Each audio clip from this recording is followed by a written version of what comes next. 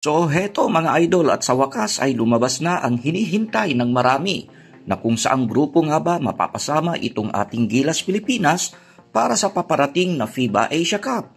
Para sa mga nagtataka bakit inaabangan ito ng marami, ito ay dahil sa groupings pa lang ay kahit papaano magkakaroon na tayo ng perspective kung may pag-asa nga ba itong ating national team na makausad sa semifinal hanggang sa final round nitong nasabing torneo na FIBA Asia Cup. Pero bago tayo magpatuloy ay promote lang natin itong ating basketball clinic, itong Skill Up Maestro Coach TV Basketball Clinic.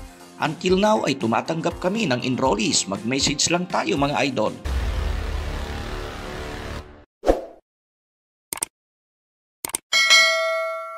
So ito na yung latest groupings mga idol na inilabas nitong FIBA para sa paparating na Asia Cup.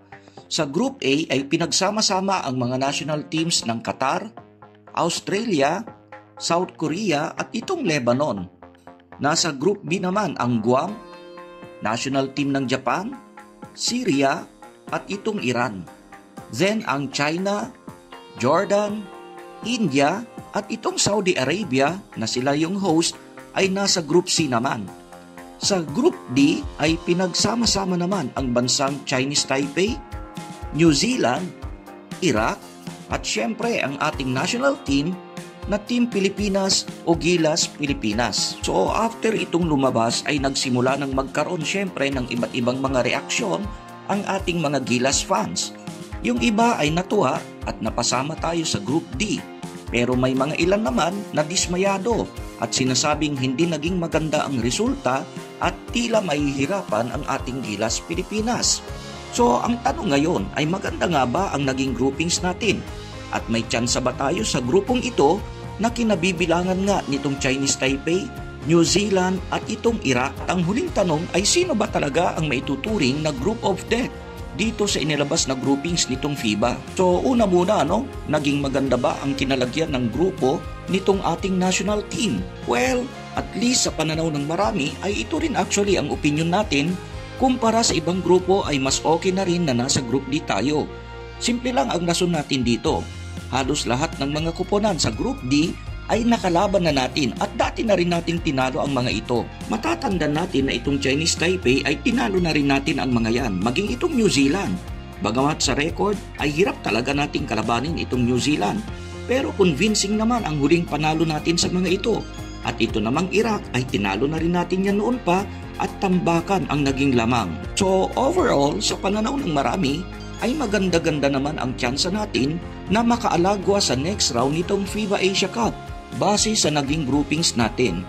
Pero sa pananaw naman ng iba at nire-respeto naman natin ito, hindi daw maganda ang groupings na kinabibilangan natin dahil makakaharap natin ang mga bansang Chinese Taipei at ito ngang New Zealand kung saan ay parehong natalo nga tayo sa mga teams na yan sa nagdaang qualification window nitong FIBA Asia Cup. Well, actually may point din naman. Talaga nga namang malaki ang inilakas o ini-improve nitong Taiwan base sa naging performance nila nung huli nating silang nakaharap. Totoo din na tinalo ulit tayo nitong mga Kiwi at napakalaki ng kanilang inilamang sa atin doon sa kanilang home court. Pero kung lalaliman natin ang analysis sa mga sunod-sunod na pagkatalo nitong ating Gilas Pilipinas noon, ay marami ang naniniwala na ito ay isa lamang taktika di umano nitong si Coach Tim Cone para ma-scout ang mga makakalaban natin dyan sa paparating na FIBA Asia Cup. Minsan na ring nabanggit nitong si Coach Tim Cone na gusto niyang makita talaga ang magiging laruan nitong Chinese Taipei at maging ang Qatar, bagamat ito'y nasa kabilang grupo na kanila ring nakalaban sa isang invitational game. Honestly, may mga ilang fans na nawala ng tiwala dito kay Coach Tim Cone at sa ating Gilas Pilipinas noon. Pero mas marami pa rin naman ang naniniwala na talagang nagtago lang ng totoong laro itong ating Gilas Pilipinas sa kanilang mga huling laban. Bagay na tumutugma naman sa paunang sabi nitong si Coach Tim Cone na ang FIBA Asia Cup talaga, itong actual tournament na kanilang pinaghahandaan sa paparating na August, ang talagang focus at priority nila. So lumalabas na mas pabor sa atin na muli nating makakaharap itong Chinese Taipei at itong national team naman ng New Zealand. For sure, may inihandang adjustment para sa kanila itong si Coach Tim Cone. Sa mga nakakakilala dito kay Coach Tim Cone, ay master of adjustment ang mamang ito. Sunod na katanungan, alin kaya sa mga groupings ang maituturing na group of death? Ito yung grupo na pinakamahirap dahil nagsama-sama ang malalakas na mga national teams. Well, sa unang sulyap pa lang ay tila itong Group A ang group of death.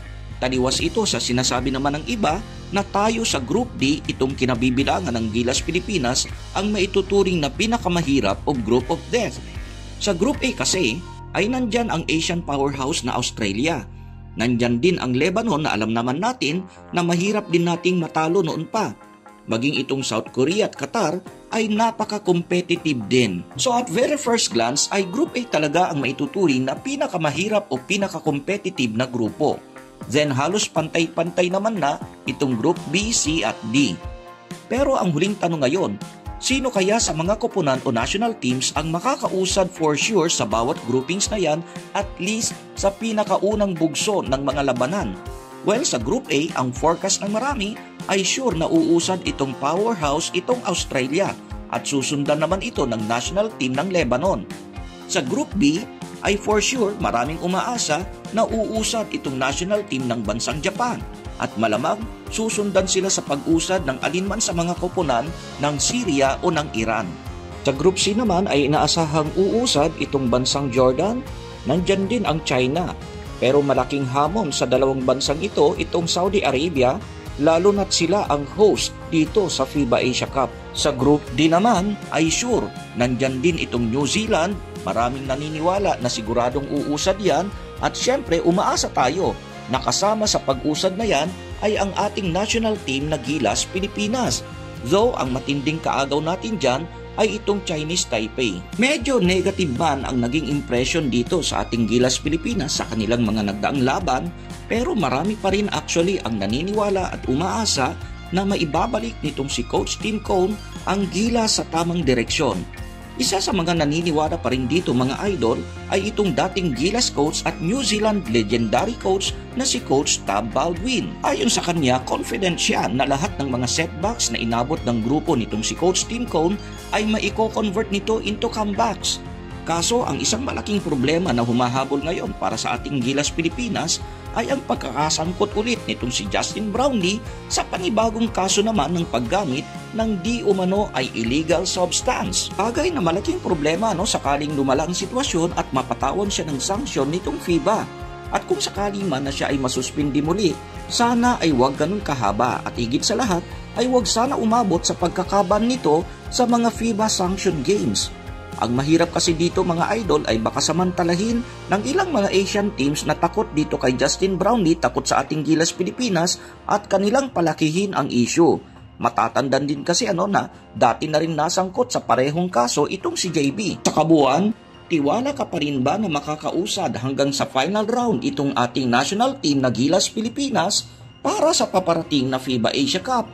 I-comment mo lang yan idol sa ibaba. Ingat and God bless.